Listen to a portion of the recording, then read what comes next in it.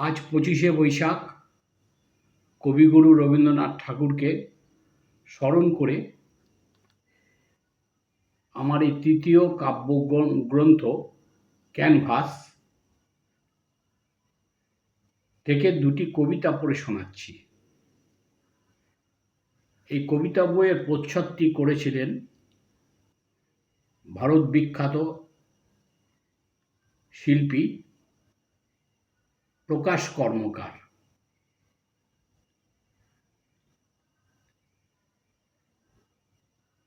আমার দুটি বইয়ের প্রচ্ছদ তিনি করেছেন। প্রথম গল্পের বই বৃষ্টি আর এই কবিতার বইটি। উনি আমার সম্পর্কে মামা হন। তো যাই হোক, এই কবিতার বইটি আলোচনা করেছিলেন সে সময় আজকালে কবি ব্রত চক্রবর্তী। যাই হোক, এই কবিতার বই থেকে আমি দুটি কবিতা পড়ে শোনাচ্ছি আপনাদের। ল্যাম্পপোস্ট। আমি যখন বাড়ি ফিরি তখন ল্যাম্পপোস্টটি জেগে থাকে।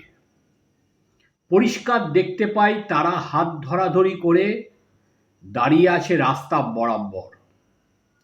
টিনের চালে চুপি চুপি শিশির পড়ে, তারও শব্দ কানে আসে।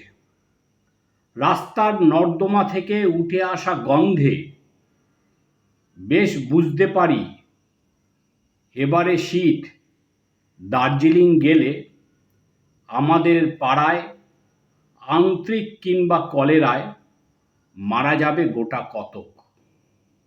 আফসোস হয়, পরিচিত কুকুরেরা গা শোকে, পায়ে পায়ে অনেকটা পথ হেঁটে আসে আমি যখন বাড়ি ফিরি।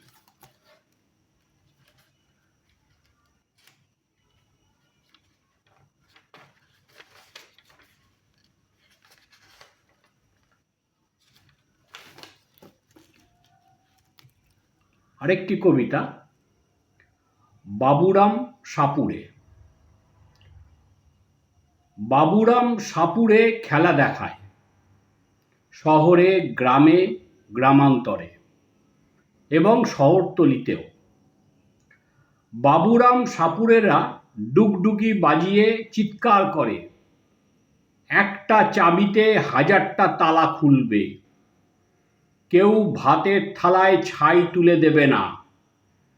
এই সুজলা সুফলা দেশে সবাই থাকবে দুধে ভাতে।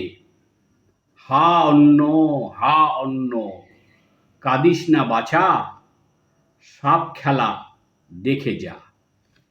এই কবিতার বইটি বেরিয়েছিল 1995 সনে কলিকাতা পুস্তক মেলায়।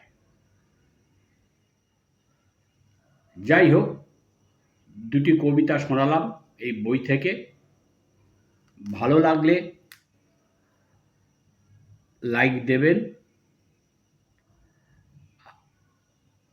আর শেয়ার করবেন, সাবস্ক্রাইব যদি করেন খুব ভালো হয়।